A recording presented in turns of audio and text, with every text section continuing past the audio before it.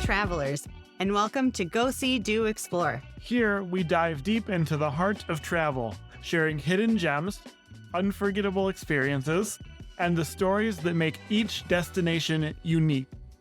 Whether you're a seasoned traveler or dreaming of your next getaway, you're in the right place to get inspired. I'm Christopher. And I'm Ashleigh. And together, we'll set the course for your next great adventure and discover the stories that make each place unforgettable. It's time to go, see, and do more. Let's explore.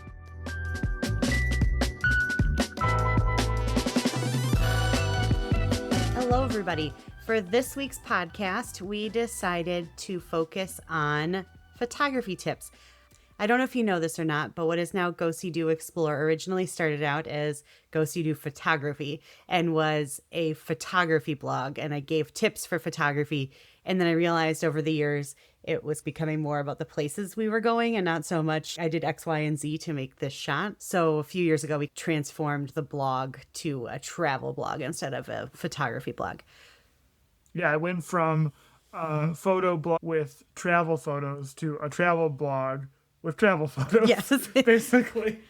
So we thought that it would be a good idea, now that it's not the main focus of the blog, to give you some of our best tips for improving your travel photography. In addition to our work on what is now GoSeeDoExplore.com, I also have some other experience as a writer about photography, and both of us have lots of experience talking about photography and taking photos while traveling. And so we'll give you some of our best tips today. My first tip to improve your travel photography is to do some research in advance. So before you leave home, do some Google image searches of the places that you're going to visit. See what there is to see so that when your feet are on the ground, you know where the best sites are. Now, I'm not saying that all of the photos that we've taken have been discovered that way. Obviously, there are times you're just walking down the street and you're like, oh, that's really cool, and get out the camera. But if you want the iconic shots, do a little research first. Yeah, definitely having a punch list to say, at minimum, if you're trying to get photos of particular iconic things, having that punch list is really good. I will say, though, too, and not to contradict this by any means, but with the prevalence of photos these days, like, I'm often not motivated to get the same shot of the same thing that other people have gotten. And it's good also to use Google Maps, Google Earth, and kind of drag around and just see what might be interesting, even apart from what people have already shot. But I totally agree with this. I'm not trying to contradict. I don't know. My first tip for you is to know your camera and its settings. Now, your camera might be your phone. Your camera might be some sort of a point and shoot. Your camera might be something a little bit heavier duty. In any case, understand how to take photos with that camera, because when you're traveling and you want to get good photos, a lot of times it all happens very quickly. And if you're fumbling with how to get something focused, or if you have something with more advanced settings, how to get the exposure right, or some setting, not knowing your camera will leave you behind. And so it's good to practice with your camera, and that could be your phone.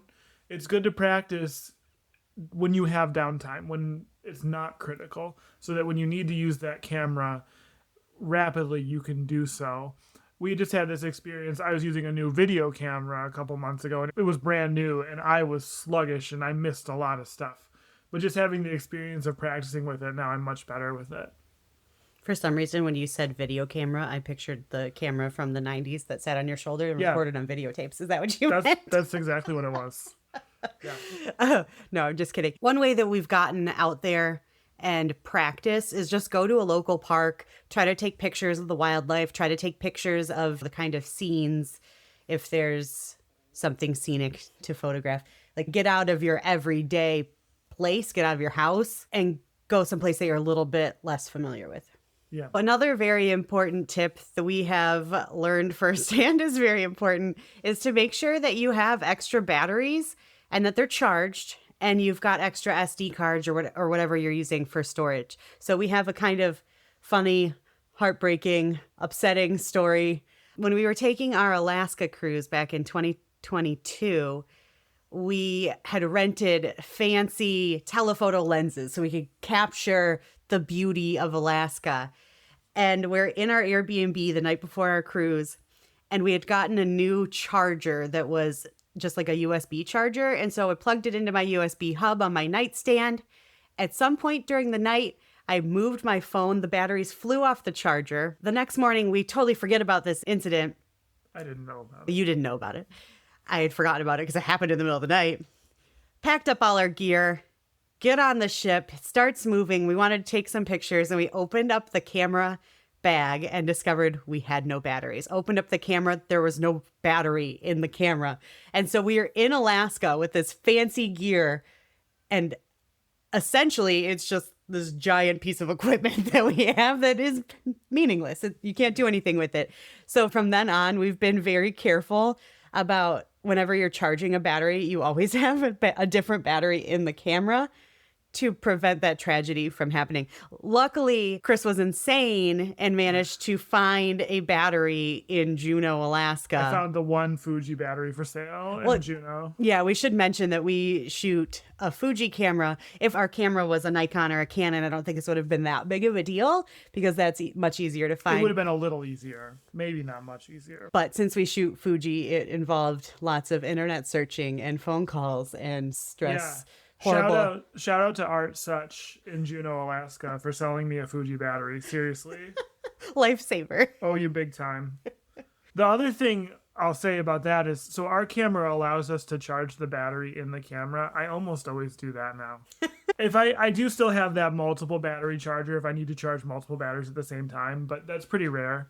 And so I usually just charge it in the camera and then no worries what's going to be in there. Yeah, it was painful when we went on our whale watching tour in Sitka and they had my phone. I was like, but at the same time, which I'll get to this tip later, I feel like I may have enjoyed that experience a little better because we weren't fussing with the camera as much. Yeah. The next tip I have is to be prepared in advance for things that are very close and things that are very far away.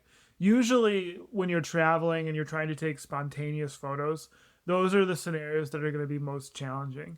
So understand what your camera can do. Now, if it's your phone, yeah, you're gonna zoom in or you're gonna zoom out as much as you can. That's really all you can do, obviously. And just understand that those scenarios you might not get the best photos.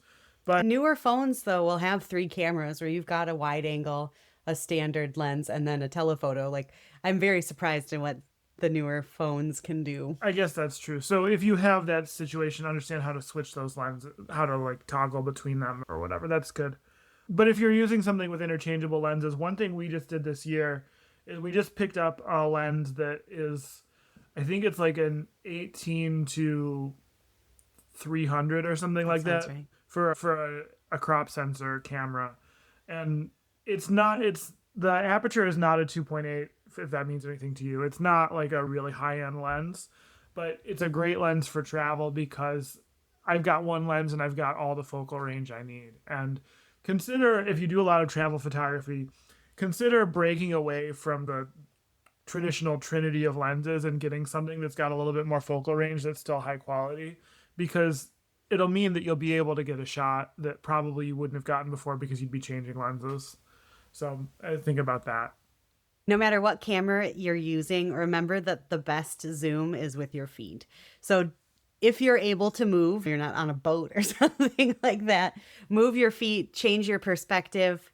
Your pictures will come out a lot better than if you were zooming or cropping or anything like that. Yeah, if you have a camera where the zoom is not like a physical action of a lens, then understand that you're really just cropping in, which is something you can do after the fact too. And so you lose quality that way. Sometimes it's the only way to get a shot, but almost always getting closer is better. Another thing to be mindful of when you're traveling with kind of a photography purpose is how are you carrying your camera? Obviously, if you're using your phone, this isn't as much of an issue because most likely you're just going to be tossing it into your purse or into your pocket or whatever.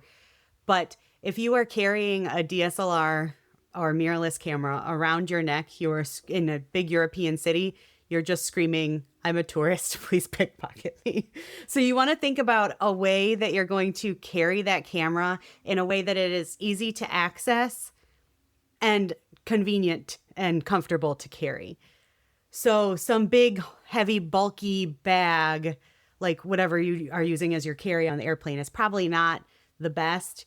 What we did when we went to Europe last summer is we have a Low Pro Passport sling not a backpack. It's an over-the-shoulder bag that isn't obviously a camera bag, and we can obviously put other things in it too. And it's really easy when you come to a spot where you want to take a picture to just unzip it, pull the camera out, and shoot. And also not having it on your back makes it a little safer as well. Yeah, I like that bag a lot. A lot of camera bags are backpacks. And if there's a way to secure it when you're walking around, you're not worried about somebody stealing your stuff when you can't see them, then that's good too. But we found that this bag where you can put it in front of you, you're a little bit more in control. Yeah, it's a little small. So again, that's where having the travel lens is really helpful too. I don't have to have a bunch of lenses. The next tip that I have is a tip about composition. And so there are lots of rules out there for composition. We're not going to go super in depth. The rule of thirds is a good one to look up to know about placing things on sort of the thirds of frames. Looking at things like symmetry and how you're handling corners, things like that are really helpful. You can Google all that. The broader tip, though, I want to give about composition is that I think the thing that a lot of people do when they try to take travel photos is they try to capture everything. They try to, here are all these things that I'm seeing. And the problem with that is that a two-dimensional frame image is very different from the real world. And so if you want a photo to really convey the essence of a place, it's better to keep it simple and to focus on one thing. Now, that one thing may be literally one object, or that one thing may be the effect of a certain perspective, a foreground,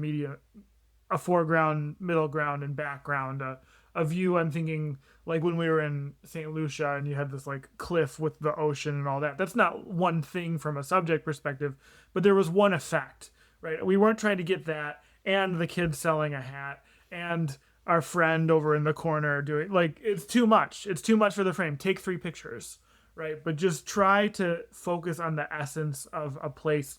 And usually a simpler image is a better and more meaningful image. That's the number one composition tip I would give for travel photography. And if you're taking pictures of people, be mindful of what is behind them. Like, you don't want to be taking a picture of a person with something sticking out of their head. Yeah, try not to do that. Unless it's really funny. Yeah, but typically no. You want to take whatever it is you're trying to convey and you want to isolate it from everything else and present it as simply as possible. That's the best photo. We're halfway through our list of tips, and so we're going to take a wine break.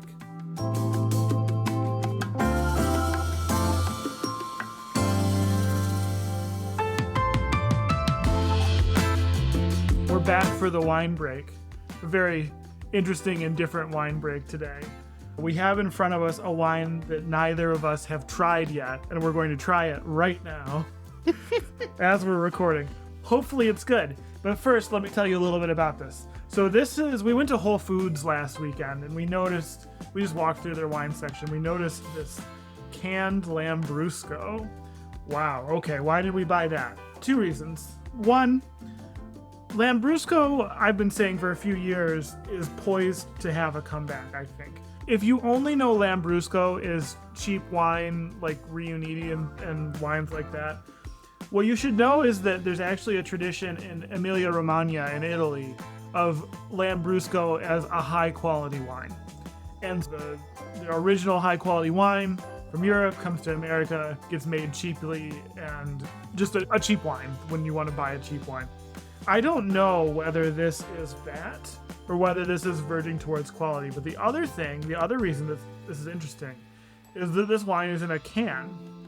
And before you turn this off, understand that canned wines are becoming more and more common too.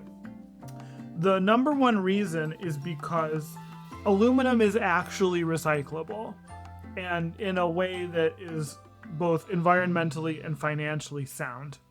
And there's a good reason to buy wine in aluminum over wine in glass. And if you're worried that it tastes like metal, it doesn't. They treat these cans and it doesn't taste like metal at all. It's not something you need to worry about. But we haven't tasted it, so maybe That's true. But all the time people say to me, oh, I would never drink something out of a can. It doesn't taste good. But those are usually people that haven't drank anything out of a can in 35 years. So it's different now, if that's you. But this might be good or it might be not good. So here we go. See what it's like. It's a sparkling red, right? Yeah, Lambrusco is typically sparkling. Yeah. All right. Sweet. It's fine. Yeah. Okay. It does taste like metal. Doesn't I don't taste the metal. It's only 8.5% alcohol, which is it 8.5 or 85? It's 85 No, proof. it's 8.5% alcohol, which also puts it in this category, this emerging category of low alcohol wines. We've seen others, like even Mobby here in Michigan is making products like that now for people who want to have some wine but not necessarily feel like they've had some wine. This is from Italy. Oh. It's a product of Italy. All right. It's not the worst. It's not the best.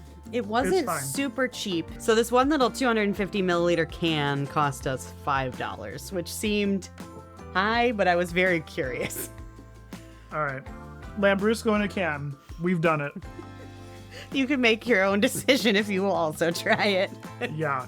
We are going to Emilia-Romagna this summer and hoping to have some high-quality Lambrusco and have that on a future wine break, possibly. Oh. Compare and contrast. Something tells me it's going to be better than the can. Yeah. Okay. That's the wine break.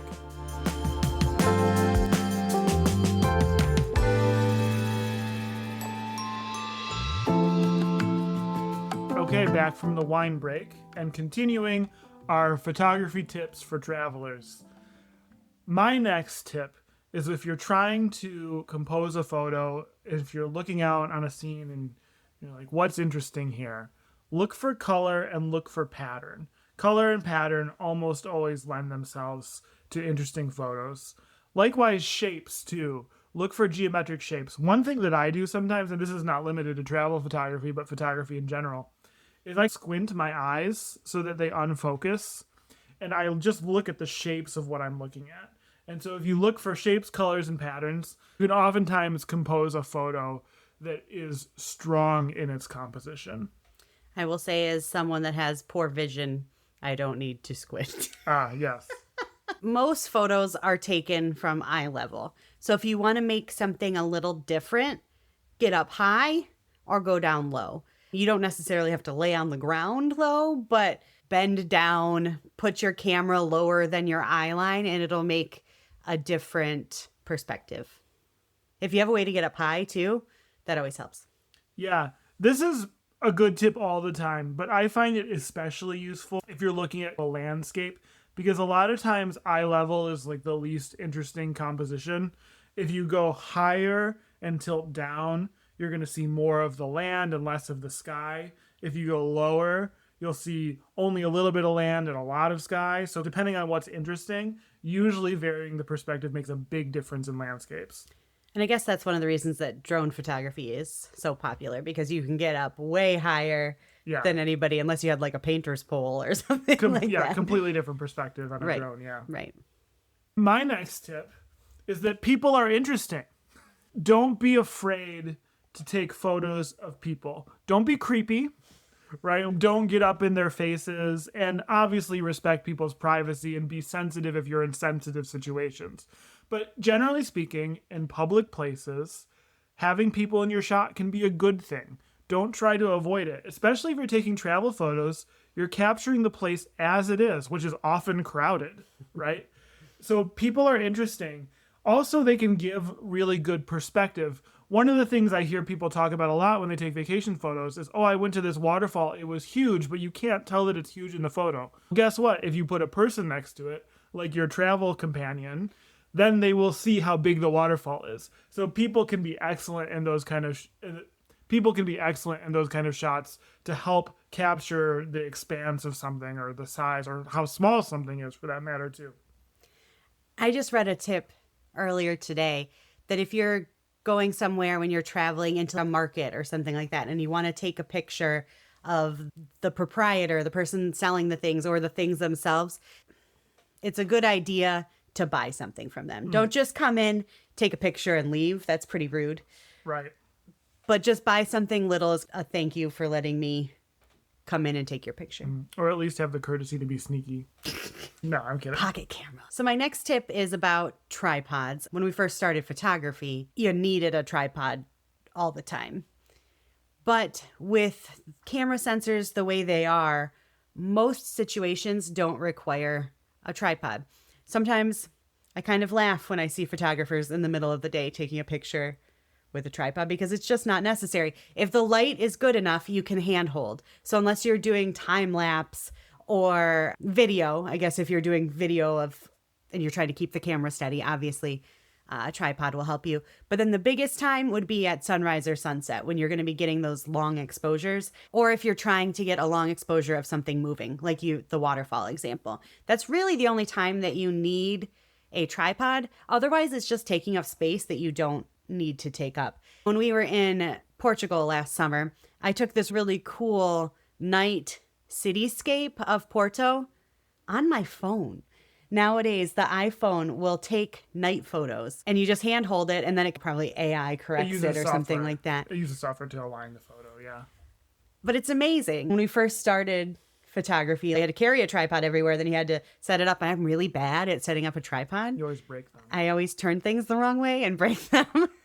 So just be mindful. You probably don't need a tripod.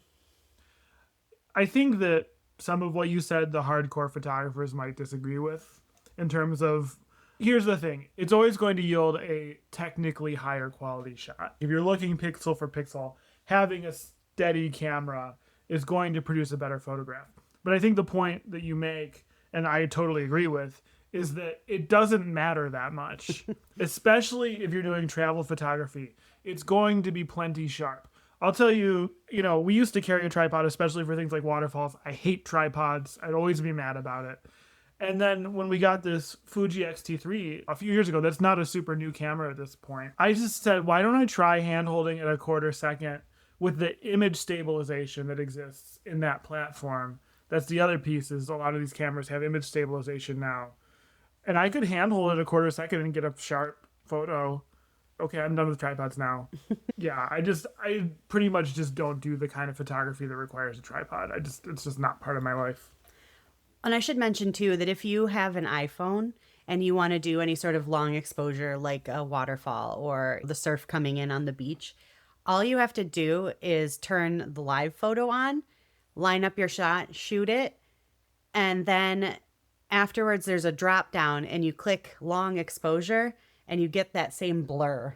It's pretty impressive. Yeah, software can do a lot of that stuff now that used to require lenses and shutter speeds and things like that. Filters. Yeah.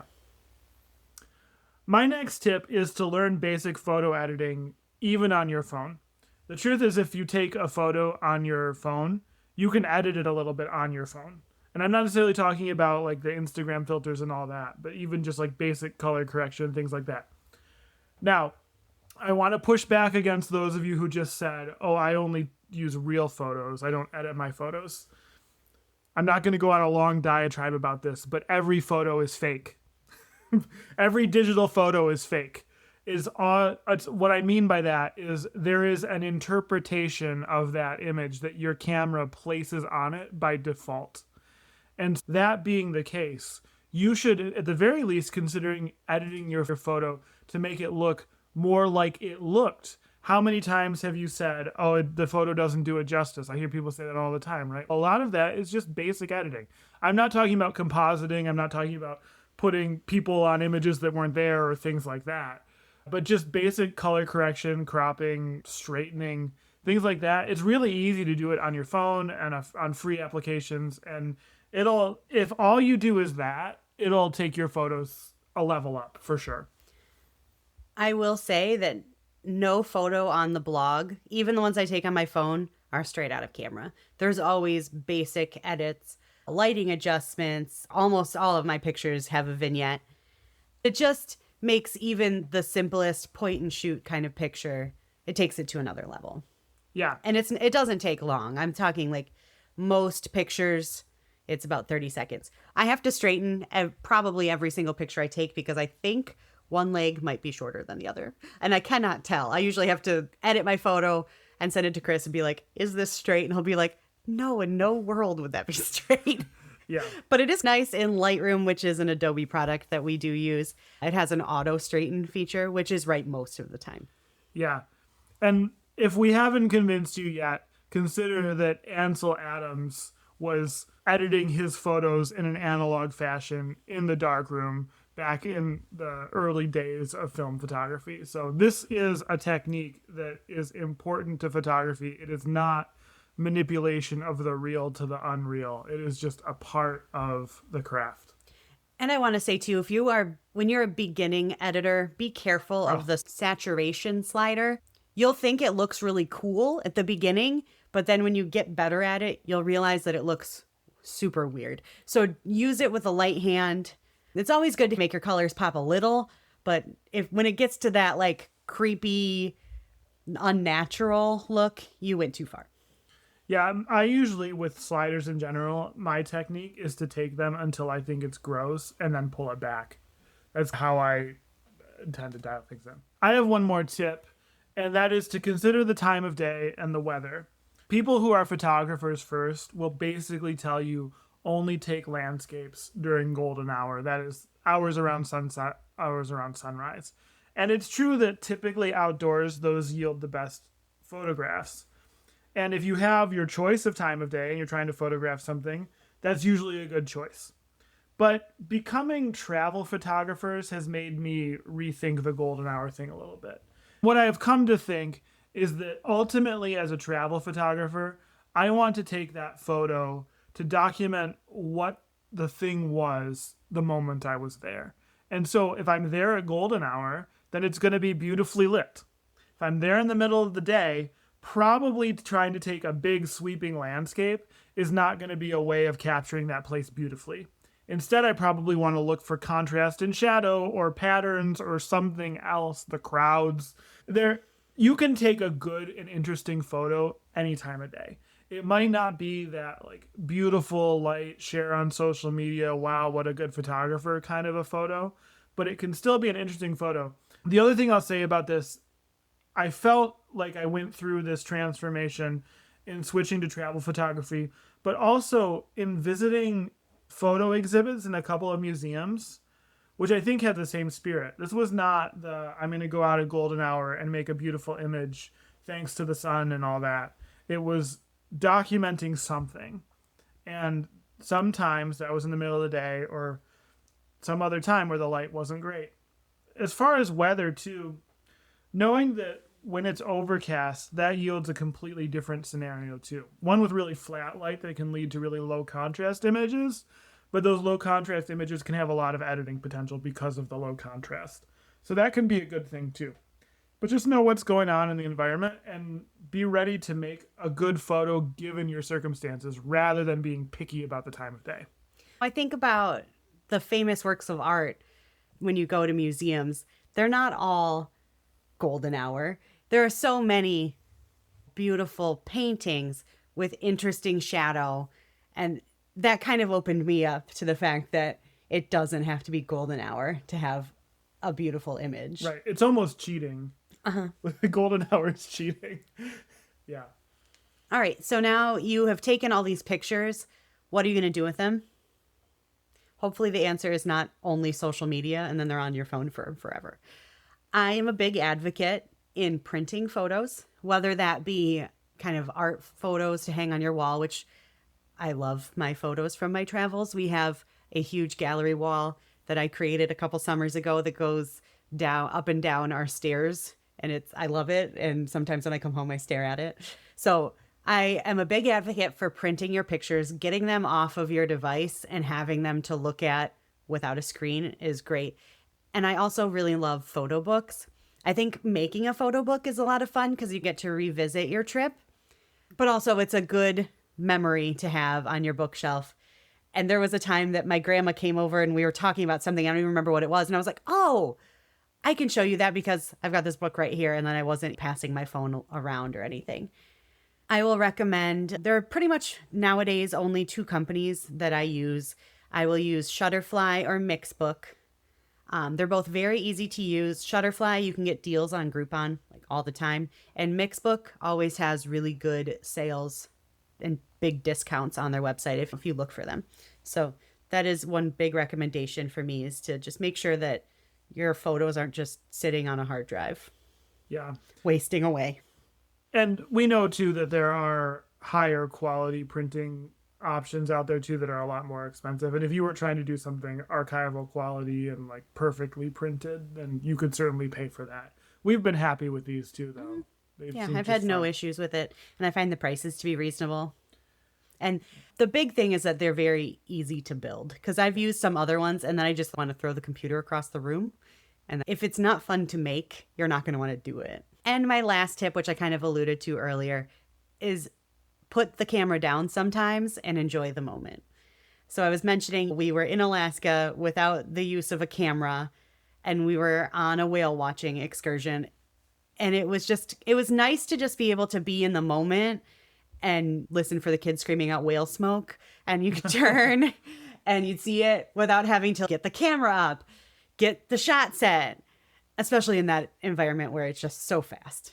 You're turning in 360, and it was great to be able to be in the moment. And it's important on every trip that you have some moments like that. Yeah, and I think that this is the curse of digital photography too, right? Is you can just keep shooting and shooting. And not only does that take you out of the moment, but it also creates a massive headache for you later when you get home and you have 5,000 pictures. So there's something related to this, something to the fact of just knowing when you've got a photo, and let that be enough. You don't need to keep shooting over and over again. Just enjoy your vacation or enjoy your travel. Yeah, so I think that's it. Those are our biggest tips for photography while traveling. Thanks.